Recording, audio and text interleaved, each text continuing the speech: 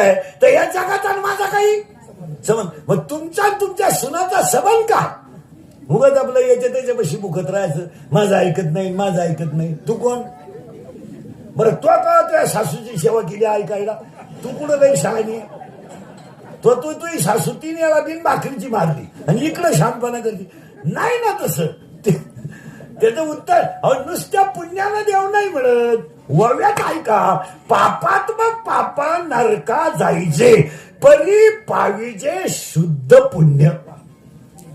इथं शब्द कोणता आहे? शुद्ध. शुद्ध पुण्य पाहिजे पण शुद्ध. आपल्याकडे पुण्यच नाही तर शुद्ध असायचा काय प्रश्न आहे? 11 रुपये सप्त्याला देतय, 3 वेळा वय उचकित आहे. नाव बरोबर आहे का? तुझं जे पप्पे जायचं नाही, तुझ्याच नावावर.